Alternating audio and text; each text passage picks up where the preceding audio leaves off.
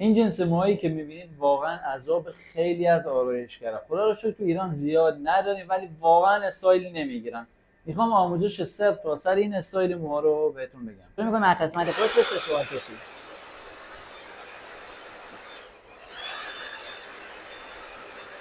تو این قسمت پشت اگه میخوای موها پف کنه فقط کافیه موی پیچمون حالت کشویی بره زیر موها و اونا رو میکشیم بیرون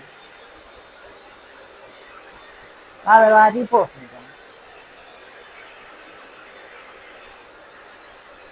اصل جریان از این قسمت موقعی که به پیچ موها میرسیم، از پیچ به بعد جایی که موها واقعا سخت استایل میگیرن، موها رو یه دسته رو جدا میکنیم میاریم بالا. هر جایی که میخوایم موها رو بشکنیم رو به پشت، میخوایم پفه یه اندازه باشه، درسته؟ مو رو استایل میریم. اینجا که رسیدیم سشوار رو اینجا نگه میداریم، دوباره این نقطه ول میکنیم، یه موها میرم عقب، دوباره میرم قسمت بعدی، یه مقدار میریم عقب، بعد میایم هر جایی که میخوایم موها رو بشکنیم.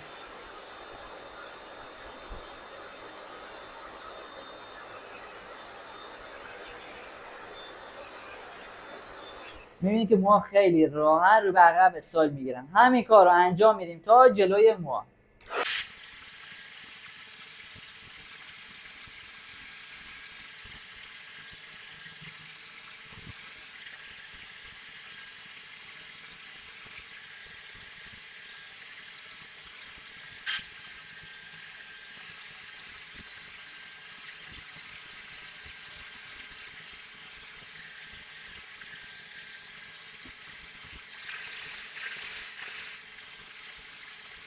اصل جریان قسمت جلوی موها که خیلی مهمه و تو دیده، ما میایم قسمت رو میگیریم میاریم بالا و هر جایی دوست داشتیم پف کنه و رو به هر سمتی باشه. برای مثال من میخوام قسمت ریشه موها بره اون سمت، نوک موها بیا رو به این بر، میام یه تکنیک رو استفاده میکنم تا اینجا.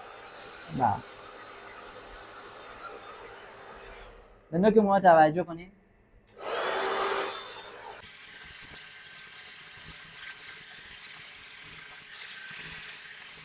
بعد این کار هم فقط کافیه یه مقدار تاف بزنیم و یه شونه بکشیم، تمام.